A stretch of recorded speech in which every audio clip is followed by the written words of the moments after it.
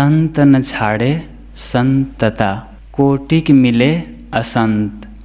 Malay भुवंग बेधिया, शीतलता न तजंत। गोस्वामी जी कहते हैं, बहुत प्रसिद्ध कहते हैं कि संत न छाड़े संतता, जो सच्चे संत हैं वे अपने संतत्व को, अपनी सरलता, अपनी विनम्रता को नहीं छोड़ते।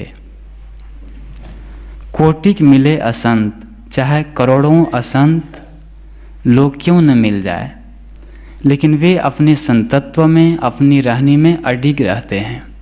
कैसे रहते हैं?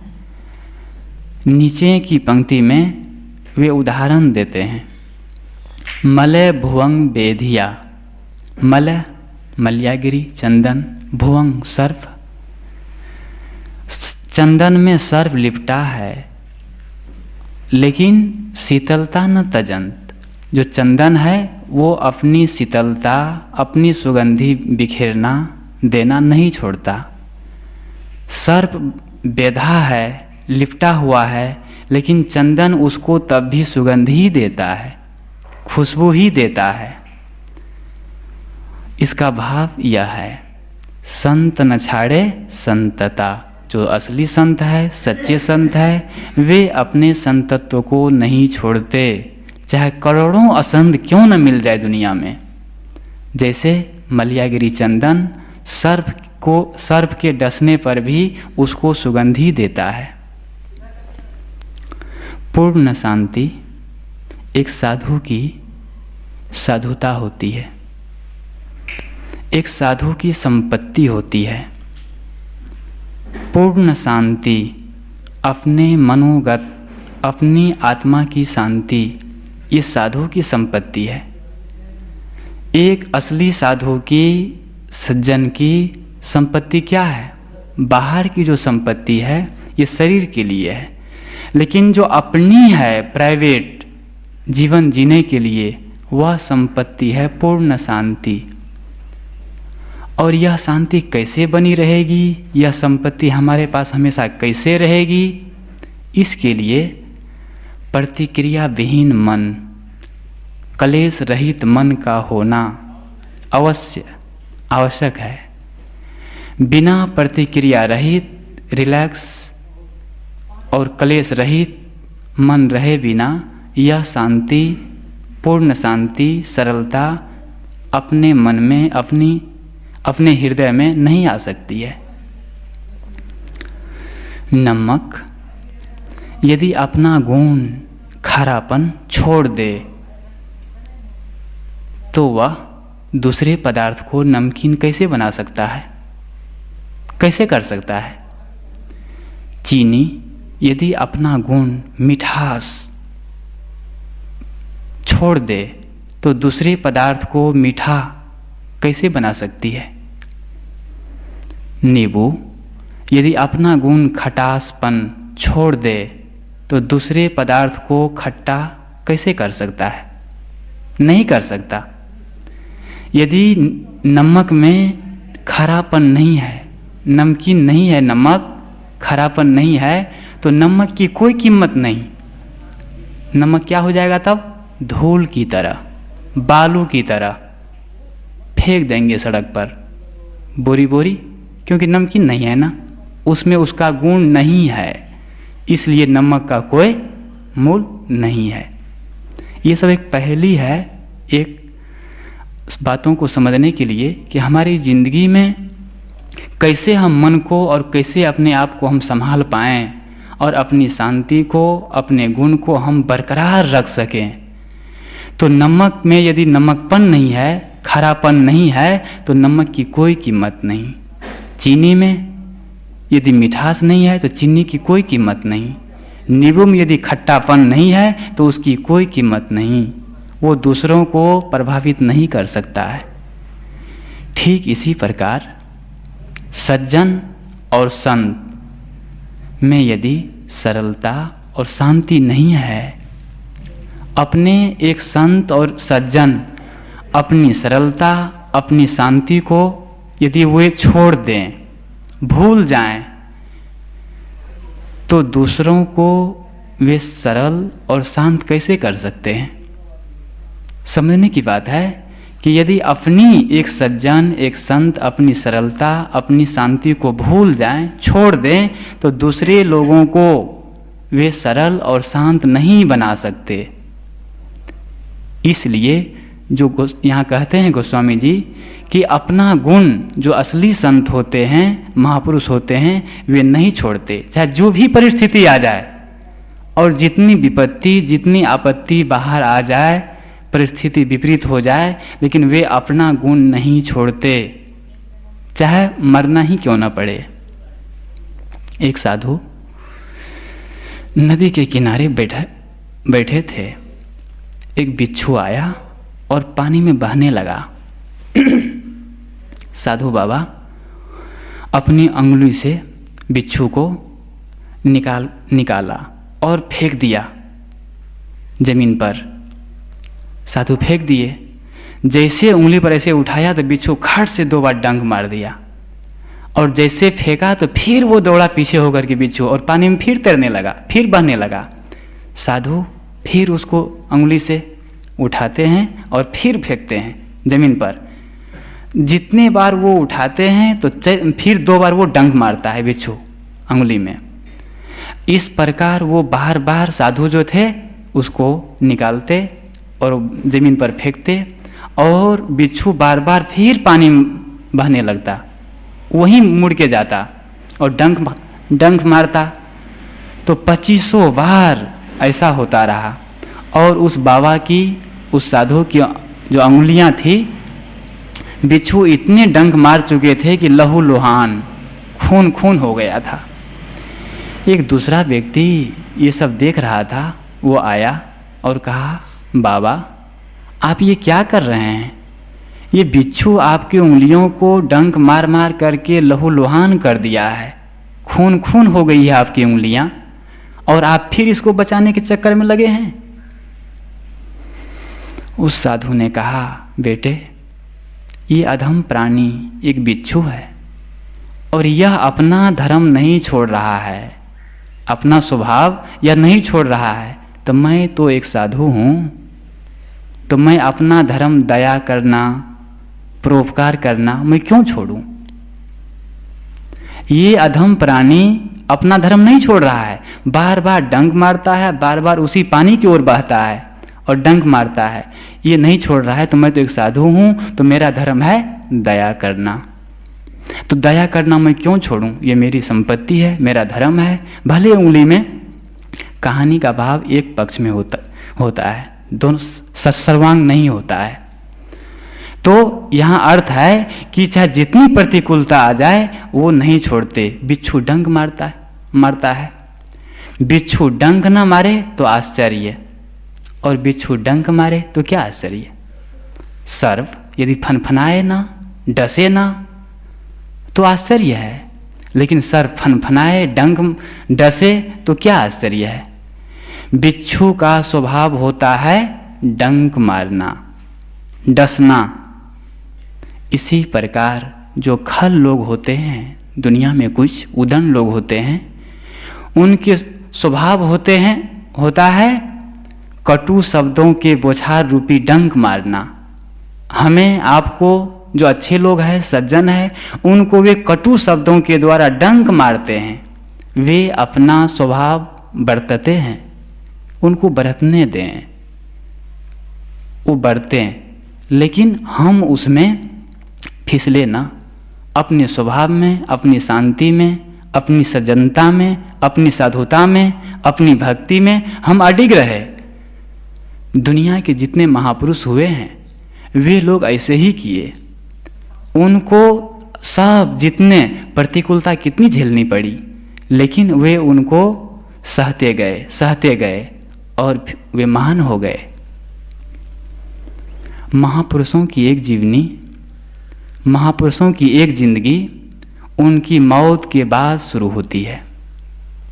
कोई भी महापुरुष, उनकी एक जिंदगी उनकी मौत की बाद शुरू होती है, क्योंकि वे जीते हैं तो फूल की तरह, और बिखरते हैं तो खुशबू की तरह। ये सब एक सुक्तियाँ टाइप की बातें हैं जो हमारे दिल को झकझोरती है। एक संत, एक साधु, एक सज्जन, उनका जीना कैसा होता है? फूल की तरह। जब तक वे जीते हैं तब तक महकते हैं, खुशबू देते हैं, और जब वे बिखरते हैं तो खुशबू फैल जाती है चारों तरफ। तो महापुरुषों की जिंदगी एक उसकी मौत के बाद, मृत्यु के बाद आरंभ होती है, शुरू होती है। बुद्ध, महावीर, कबीर, दयानंद, विवेकानंद, उनकी उम्र कितनी थी? जितनी भी उम्र हो, 100 से पहले ही ये लोग, कबीर साहब कहते 120 साल जिए, तो उनकी उम्र 120 साल। लेकिन उनकी जो मरने के बाद, उनके मरने के बाद, मृत्यु की बाद जो जिंदगी आरंभ हुई वो अभी तक चल रही है। भगवान बुद्ध को 2500 वर्ष से ऊपर हो गए, कबीर को 6000 वर्ष से ऊपर हो गए, 600 वर्ष से ऊपर। तो उनकी जो जिंदगी है वो उनकी मरने की बाद आरंभ होती है। क्यों होती है? ये बात अभी आई कि वे जीते हैं तो आकर्षक बन करके, एक दीपक बन करके, इसीलिए वे आकर्षित करते हैं संसार को। तो यहाँ सदगुरु यहाँ गोस्वामी जी कहते हैं, संत न छाड़े संतता, कोटिक मिले असंत। चाहे करोड़ों असंत मिल जाए लेकिन वे अपना गुण नहीं छोड़ते, अपनी शांति, अपनी साधुता, अपने सद्गुण में अडिग रहते हैं, नहीं भूलते हैं। क्यों नहीं भूलते?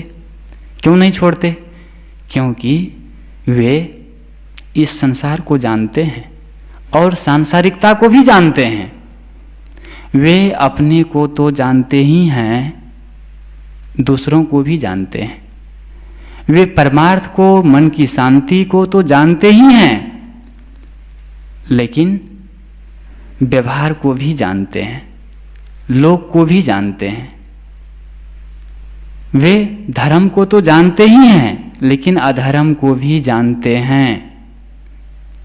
वे जीवन को तो जानते ही हैं, लेकिन कहना न होगा कि मृत्यु को भी जानते हैं कि मृत्यु क्या चीज होती है, किसका नाम मृत्यु है और मरने से क्या होता है। तो मृत्यु को भी जानते हैं।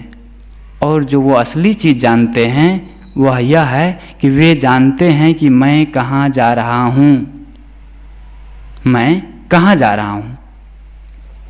संसार हर उस व्यक्ति को जगह देने के लिए एक तरफ रह जाता है जो यह जानता है कि वह कहाँ जा रहा है।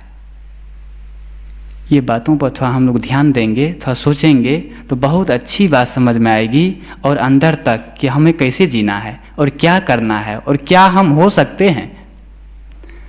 संसार हर उस व्यक्ति को जगह देने के लिए एक तरफ रह जाता है जो यह जानता है कि वह कहाँ जा रहा है या मैं कहाँ जा रहा हूँ। बुद्ध जानते थे कि मैं कहाँ जा रहा हूँ। उनको बहुत राजे महाराजे लोग गए मनाने के लिए कि चलो, तुम्हें जो तुम्हारे पिता नहीं रखे राज में, वहाँ नहीं जाना चाहते हो तो हम तुम्हें राज देते हैं, आधा राज, लेकिन तुम चलो, छोड़ दो ये साधु मार्ग, ये भिक्षु का मार्ग।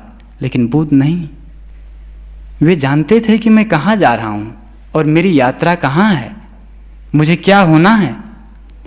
तो जो व्यक्ति के अंदर में, अंतश्चेतना में ये बीज होता है, तो वो उनके लिए संसार पूरा, चाहे जितने विघ्न डालें, बाधाएं करें, लेकिन वो एक तरफ, लेकिन वह एक आदमी पूरे एक तरफ। एक बीज का संकल्प कितना होता है? एक छोटा सा बीज होता है बर्ड का, उस बहुत छोटा सा, सरसों बराबर, लेकिन एक बीज का संकल्प कितना होता है? पूरी पृथ्वी की जितना नहीं। एक हवा जो चलती है, ये हवा जितनी पृथ्वी, चांद, सूरज, तारे, सितारे, मिट्टी, पानी, जितना संकल्प इन सब का नहीं है, उससे हजारों गुना संकल्प एक छोटा सा बीज का होता है। और वह बीज एक वही हो जाता है जो होना चाहता है। गन्ना, नींबू या और भी बहुत बीज बो दिए, वहाँ पर वो वही हो जाता है जो वो होना चाहता है। पूरी पृथ्वी, पूरी हवा की शक्ति, पानी की शक्ति, मिट्टी की शक्ति उसको रोक नहीं सकती, क्योंकि उसमें गुणी जो उसमें होना है उस बीज का, वो सबसे मूल्यवान होता है।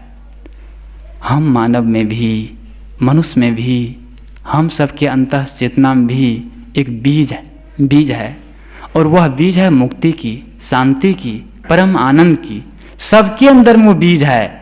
उस बीज को हम खाद पानी डालें तो वह बीज बड़ा हो सकता है, अंकुरित हो सकता है, और अंकुरित हो करके पौधे के रूप में, फिर पेड़ के रूप में, और फिर बहुत बड़ा वृक्ष के रूप में बदल सकता है। जो शांति, जो कल्याण की दिशा में हम लोग चल रहे हैं, बशर्ते कि ये दिशा को ना भूलें, इसको हम नज़रअंदाज न करें। हम बार बार भूल जाते हैं अपनी शांति को, अपने साधुत्व को, अपने गुण को। जब जब भूलते हैं तो दुखी होते हैं, जब जब भूलते हैं तो अशांत होते हैं। हम क्रोध कब करते हैं? जब जब अपने को भूल जाते हैं, अपने गुण को छोड़ देते हैं। हम तनाव में उद्वेगित हो जाते हैं, अशांत हो जाते हैं जब अपने को भूल जाते हैं। अपने का अर्थात अपनी शांति को, अपने सद्गुण को, अपनी आपा को जब जब भूलते हैं तो वहाँ पर एक्सीडेंट होता है।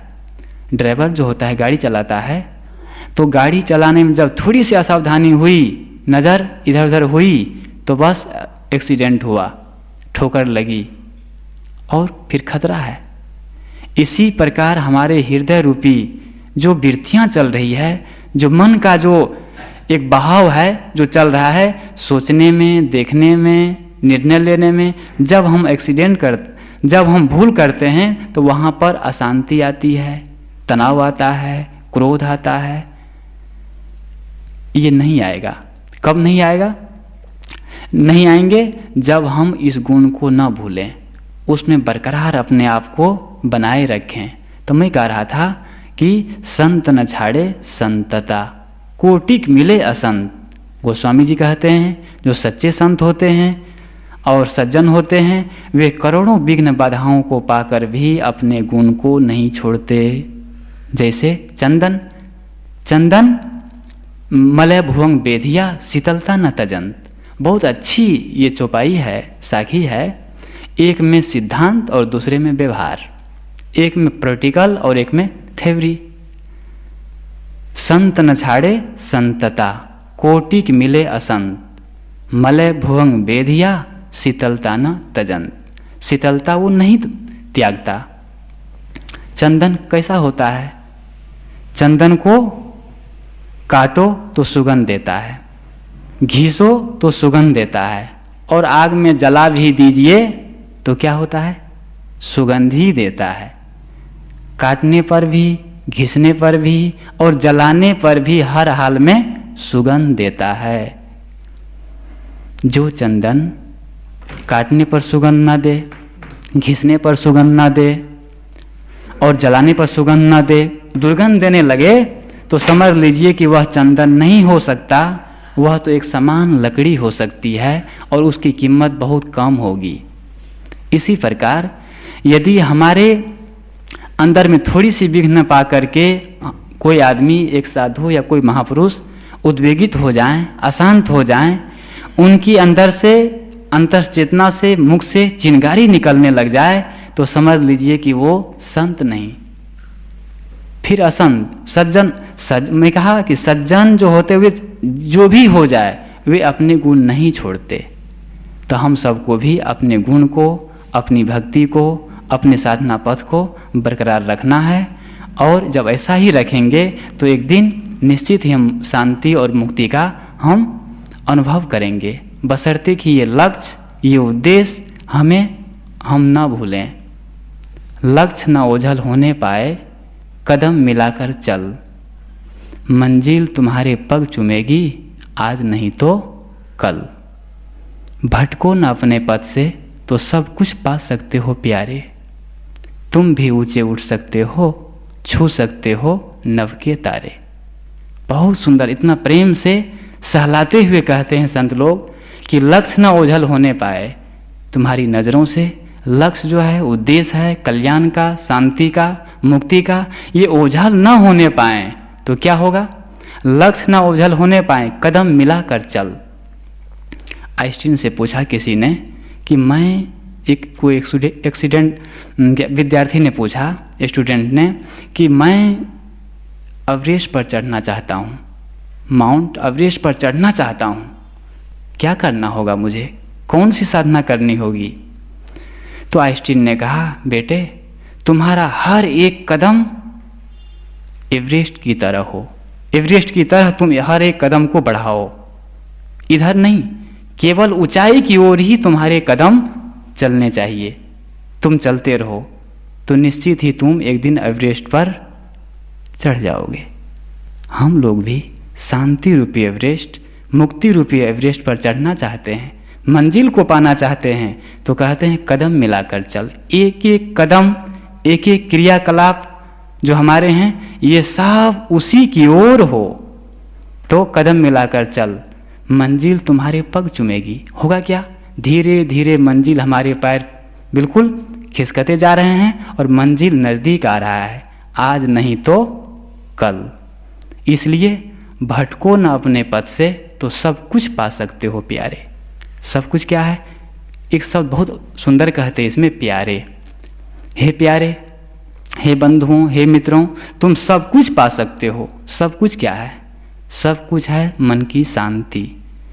जो कुछ पाना चाहता है वो जरूर कुछ पा लेता है, लेकिन सब कुछ नहीं पाता है। लेकिन जो कुछ नहीं पाना चाहता है, संसार से उदास हो जाता है, तो वो सब कुछ पा जाता है और वह होती है शांति, मुक्ति। तो भटको न अपने पथ से तो सब कुछ पा सकते हो प्यारे। तुम भी ऊंचे उठ सकते हो और छू सकते हो नभ के तारे। हम लोग भी तारे को छूना चाहते हैं, शांति का अनुभव करना चाहते हैं, तो हम भी अपने गुण, मैंने गोस्वामी जी की एक साखी कही, चौपाई कही, संत न छाड़े संतता, कोटिक मिले असंत, मलय भुवंग बेधिया, शीतलता न तजंत। हम लोग भी अपनी शीतलता को, अपनी शांति को, अपनी जो सरलता है, इसको न छोड़ें, न भूलें, तो सचमुच हमारा कल्याण एक दिन हो जाएगा।